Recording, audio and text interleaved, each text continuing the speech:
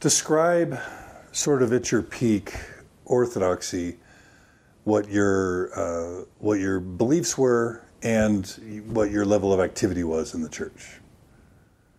Okay, belief and then activity. Yeah. Okay, so belief, I feel like belief was a bit of a challenge for me from the beginning, just sort of wrapping my brain around how that all worked.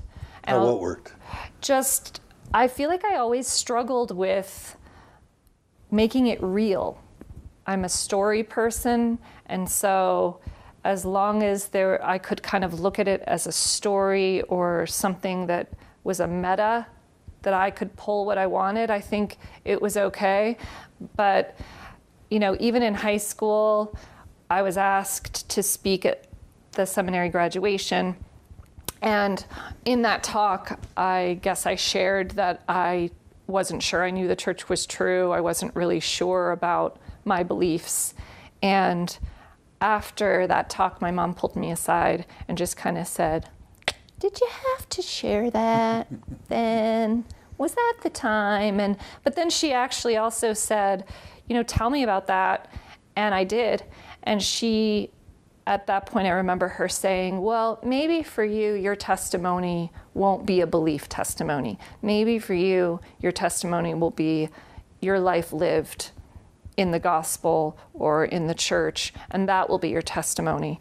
And I remember that sticking with me even through, I'll just take it to college. I came home one summer and took the discussions, again, trying to wrap my brain around beliefs at a later age, trying to grapple. And I had a great time taking the discussions with my dad, but I still had the same challenges around making it all real, making it all like historical and factual.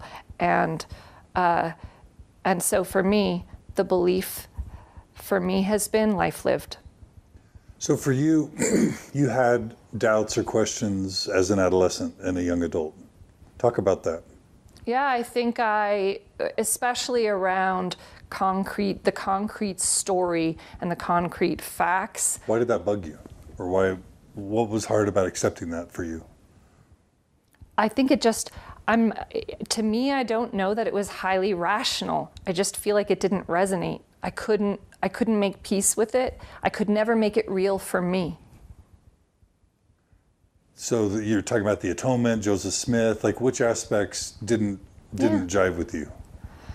I think all of the belief things that were centered in history or that type of thing versus anything practical, like word of wisdom, or, you know, this is what it means to be a Mormon, identity, or anything other than that, I had a difficult time with. Anything that I could put into my life and use practically, I was very good at that. Okay. And I did that. But were you like worrying about whether Jesus was true, worrying about whether Joseph really was a prophet, worrying about whether the Book of Mormon, or it was just didn't feel right? I wasn't at peace with it, but if you will, I just sort of shined my light on my experience and how the structure it gave, the stability it gave. And at that time in my life, that was enough. I felt tremendous identity and comfort through the structure and stability of rules. What made you go to the efforts of hearing the missionary discussions as a young adult with your dad? Why did you even go to that trouble? That's kind of a weird thing to do for a lifelong member to ask for the missionary discussions. Weird. I mean, I've never heard of that before. What was going on? I think there was enough cognitive dissonance, clearly. Listen, when I was at BYU, I challenged my religion professors. I was the person that stayed after or would challenge the engineering professor that was teaching your Doctrine and Covenants class. You know how they would do that? They would have, and I think I lived passionately. I think I really wanted this sort of resonance in my life. And so when it wasn't there, I really did try to grapple on some level to make it all work. I think it was my attempt again to make it all work. Like, maybe now it'll be different. Maybe this time. And in truth, taking those discussions with my dad reinforced story, because my dad actually was very story oriented and very meta as well. And so it sort of reinforced that maybe I'm just a life lived gal. Maybe that's what my testimony will look like.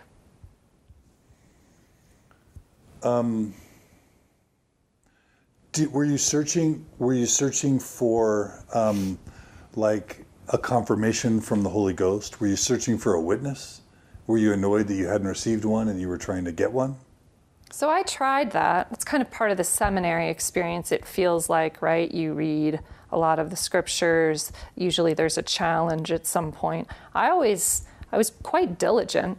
I did that. I read and I did pray. And I had experiences around prayer at different times in my life. I just didn't have it around testimony or the truthfulness of, the Book of Mormon, for example. Right. But you wanted it. I wanted it. But it never quite came. It never came. Okay. So you focused on the living. Yep. Okay.